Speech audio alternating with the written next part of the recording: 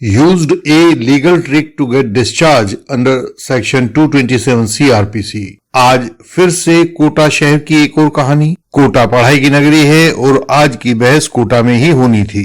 Point था discharge of विजय, जो कि हमारा क्लाइंट था और इस केस में एक्यूज था। उस पर आरोप था कि उसने समी से शादी करने का वायदा करके जिस्मानी ताल्लुकात बनाए और फिर बाद में शादी नहीं की, इसलिए उसने विजय पर रेप का केस बनवा दिया था। विजय की कुछ समय के बाद जमानत हो गई थी और अब वह अपने केस को लड़ रहा था।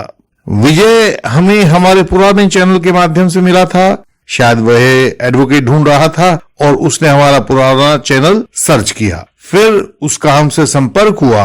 उसने अपनी फाइल हमारे पास भेजी। उसको पढ़कर हमने पूछा कि उसने चार्ज पर क्या तैयारी की है। विजय ने कुछ नहीं बताया क्योंकि उसे खुद स्पष्ट नहीं था। खैर, उसने पूछा कि क्या तैयारी करनी चाहिए, तो हमने कहा कि उसे डिस्चार्ज की तैयारी करनी चाहिए क्योंकि उसके केस में कुछ ऐसी बातें प्रोसिक्यूशन के रिकॉर्ड पर थी कि यदि उन्हें साबित भी कर दिया जाए तो भी विजय का कुछ बिगड़ने वाला नहीं था। उसे तो यह बात वरदान जैसी लगी। उसने और बातें जाननी चाहिए, तो हमने उसे फाइल के साथ दिल्ली अपने चैम्बर में बुलाया। कुछ बातें उससे पूछी, कंफर्म की और हमने डिस्चार्ज एप्लीकेशन कोर्ट के सामने लगवा दी। लेकिन डेट से 3-4 दिन पहले विजय के वकील साहब भंवर सिंह जी बीमार पड़ गए। सबके हाथ पांव फूल गए और जब हमें कोई रास्ता ना मिला तो मुझे खुद कोटा के लिए जाने का इंतजाम करना पड़ा। भंवर सिंह जी के एक एसोसिएट थे जिनका नाम अब मुझे याद नहीं आ रहा है, मेरे साथ रहने वाले थे, क्योंकि यह नियम है कि जब भी दूसरी किसी बार से एडवोकेट आते हैं तो उनके साथ एक लोकल एडवोकेट का रहना जरूरी होता है। नियम के मुताबिक मैंने कोर्ट के सामने पेश होकर अपना परिचय दिया, बहस शुरू करने की इजाजत मांगी। जो भी एडवोकेट कलीग्स या फॉल्स एलिगेशन वॉरियर्स इस वीडियो को देख रहे हैं वे बहुत ध्यान से देखें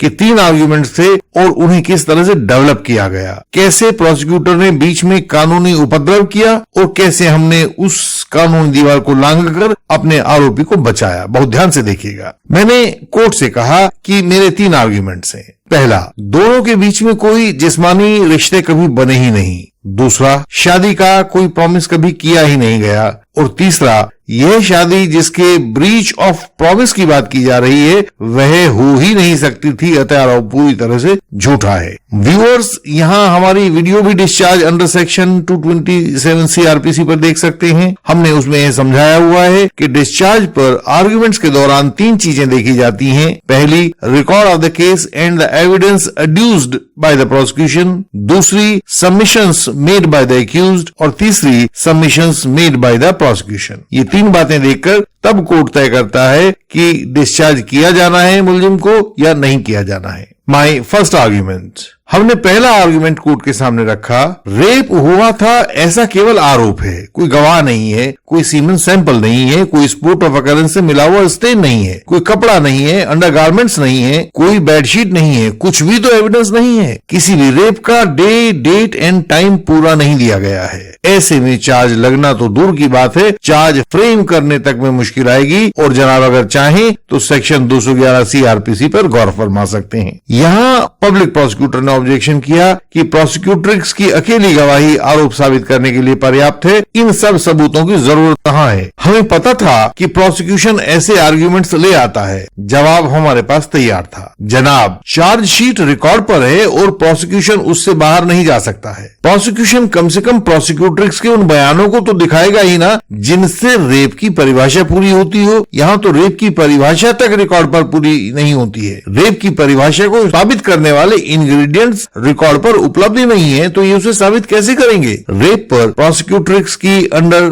सेक्शन 164 CRPC का जो बयान था वह इस तरह से था कि विजय ने मुझे शादी का वायदा किया था और मैं उसके झांसे में आ गई थी। फिर उसके कुछ दिनों के बाद इसने मेरे साथ रूम पर सेक्स किया और उसके बाद तो आमतौर से करने लगा। इस पूरी बात में यह नहीं बताया गया था कि अलिजिड ऑफेंस किस दिन, किस समय और कहां हुआ था। इसमें किसी भी खाली स्थान को भरा नहीं जा सकता था ट्रायल के दौरान, क्योंकि अब वह इंप्रूवमेंट की परिभाषा में आ जाएगा और उसे हमारे कानूनी सेक्शंस हिट कर देंगे। इसी पहले आर्ग्यूमेंट का ही एक और पहलू है कि कोई भी समय, दिन, दिनांक आदि नहीं दिया गया है और इससे कभी भी यह पता नहीं लगेगा कि अलेज्ड ऑफेंस के कितने समय के बाद पुलिस को सूचित किया गया था। वैसे तो इन लोगों को कॉलेज छोड़े हुए ही 3 साल से अधिक का समय हो गया है। कॉलेज के 2 वर्षों के बाद यह शिकायत पुलिस को दी गई है, तो 2 साल कॉलेज के इस तरह प्रोसिक्यूटर्स के मुताबिक यह अलेज्ड ऑफेंस या तो 2 साल पहले किया गया था या 4 साल पहले किया गया था। प्रोसिक्यूटर्स ने कहीं भी इस 2 से 4 साल की असामान्य डिले का कारण नहीं बताया था और यह एक बहुत महत्वपूर्ण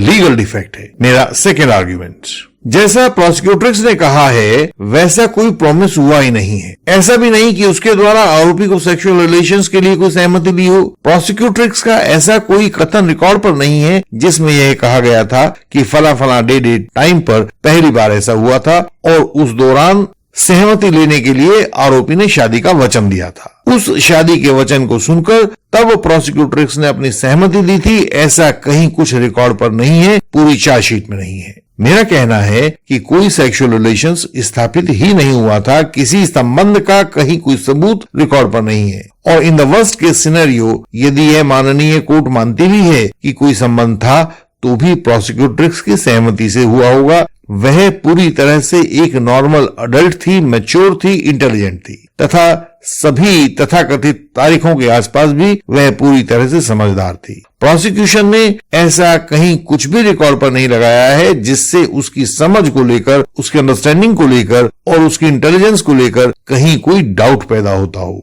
ऐसी बात ना तो प्रोसिक्यूशन ने आरोप में लगाई है और ना ही वह इसे अब साबित कर सकती है। मेरा तीसरा आर्ग्यूमेंट है, जनाब, मेरा तीसरा आर्ग्यूमेंट यह है कि शादी का वायदा होने की बात जड़ से झूठी है, क्योंकि यह प्रोसिक्यूटर्स शादीशुदा है। इसकी प्रोसीडिंग्स फैमिली कोर्ट अजमेर में पेंडिंग है और किसी अगली शादी का वायदा कानूनी रूप से यह कर ही नहीं सकती है। हमने अजमेर जिला कोर्ट की एक सर्टिफाइड कॉपी कोटा कोर्ट के सामने प्रस्तुत कर दी थी। पूरी कोर्ट में हल्ला मच गया था, यह कैसा आर्ग्यूमेंट कर दिया अचानक। पब्लिक प्रोसिक्यूटर को कुछ सूझ नहीं रहा था। उन्होंने कहा कि जनाब, यह सर्टिफाइड कॉपी इस स्टेज पर स्वीकार नहीं की जा सकती है, यह डिफेंस एविडेंस की स्टेज पर देखा जा सकता है क्योंकि यह एक डिफेंस डॉक्यूमेंट है। हमें पता था कि प्रोसिक्यूशन ऐसा आर्ग्यूमेंट कर सकता है, इसलिए हम तैयार थे। हमने कहा कि हम आरोपी का डिफेंस एविडेंस नहीं लगा रहे हैं, हम तो अजमेर डिस्ट्रिक्ट कोर्ट में चल रही एक जुडिशियल प्रोसीडिंग्स की बात कर रहे हैं। हमने कहा सेक्शन 57 इंडियन एविडेंस एक्ट के तहत यह माननीय कोर्ट दूसरे कोर्ट की जुडिशियल प्रोसीडिंग्स का जुडिशियल नोटिस तो ले ही सकता है और यह काम यह माननीय कोर्ट स्वतः भी कर सकता है और हमारी एप्लीकेशन पर भी कर सकता है। हम उस माननीय कोर्ट की सर्टिफाइड कॉपी आप जनाब के सामने रख रहे हैं, कृपया इस पर एक बार नजर डाल दी जाए। यहाँ सब नए एडवोकेट कलीग्स और उनके जो फॉल्स एलिगेशन वॉरियर्स हैं जो इस वीडियो को देख रहे हैं, वो जरा देख सकते हैं कि यदि आप कानून के हर सेक्शन पर बारीकी से ध्यान दें तो जो असंभव लगता है उसको भी संभव बनाया जा सकता है। इस अजमेर कोर्ट की सर्टिफाइड कॉपी को सामान्यतः डिफेंस एविडेंस के टाइम पर प्रस्तुत किया जाता था, लेकिन अगर ऐसा होना होता तो हमारे आरोपी को कोई लाभ इससे नहीं मिलने वाला था अभी, लेकिन हमें इसका लाभ अभी चाहिए था। तो हमने एक कानूनी नुक्ते का सहारा लिया, उसकी सहायता से कोर्ट के सामने अजमेर कोर्ट की जो मैरिटल प्रोसीडिंग्स चल रही थी इस लड़की की, उसको हमने कोटा कोर्ट के सामने इसी स्टेज पर, डिस्चार्ज की स्टेज पर रखवा दिया था। यह सर्टिफाइड कॉपी इतना दिखाने के लिए पर्याप्त थी कि प्रोसिक्यूटर्स का अभी डाइवोर्स नहीं हुआ है और इसलिए वह अगले किसी युवक से शादी की बात कर ही नहीं सकती है। इसका सीधा सा अर्थ है कि शादी के वायदे और उसके तोड़े जाने की कोई घटना कानून की निगाह में संभव ही नहीं है और इसका लाभ आरोपी को हर केस में मिलेगा। इसका लाभ आरोपी को हमारे इस केस में भी मिला। कोर्ट ने ऑर्डर की तारीख दे दी थी, उस दिन आरोपी को डिस्चार्ज कर दिया गया। उस पर से झूठे आरोप का ग्रहण समाप्त हुआ तथा वह अपनी जिंदगी को सामान्य रूप से फिर से शुरू कर पाया। आप में से बहुत से व्यूअर्स झूठे आरोप या फॉल्स एलिगेशन का सामना कर रहे होंगे। एडवोकेट कलीग्स के क्लाइंट्स भी ऐसा सामना कर रहे होंगे। झूठे आरोप या फॉल्स एलिगेशन से बचने के लिए आपको कानूनी ज्ञान और अनुभव दोनों की जरूरत होती है। हम झूठे आरोप या फॉल्स एलिगेशन के ऐसे मामलों में आपकी सहायता करते हैं। पूरे भारत के हर राज्य में, हर अदालत में हम आपकी सहायता पहुंचा रहे हैं और आगे भी पहुंचाते रहेंगे। आप अपनी समस्या, अपने क्लाइंट की समस्या हम तक पहुंचाएं और हम उसका समाधान आप तक पहुंचा देंगे। आपकी समस्या बेल हो, एविडेंस हो, एप्लीकेशन हो, रिप्लाई हो, डीवी एक्ट हो, मैट्रिमोनियल डिस्प्यूट हो, कुछ भी हो, हमारी सहायता आपके लिए हमेशा उपलब्ध है। हमसे सहायता पाने के लिए हमारा व्हाट्सएप नंबर, हमारा ईमेल एड्रेस और वेबसाइट का यूआरएल आपको सामने स्क्रीन पर दिखाई दे रहा होगा तथा ये सब बातें हमारी हर वीडियो के डिस्क्रिप्शन में भी होती हैं। समय को गंवाएं नहीं, उसका इस्तेमाल करें, कहीं समय हाथ से ना निकल जाए। हमें व्हाट्सएप कॉल करें। हमारी वेबसाइट पर बहुत महत्वपूर्ण जानकारी को सरल भाषा में पढ़ें। वहां झूठे आरोप या फॉल्स एलिगेशन से बचने के उपाय भी मिलेंगे।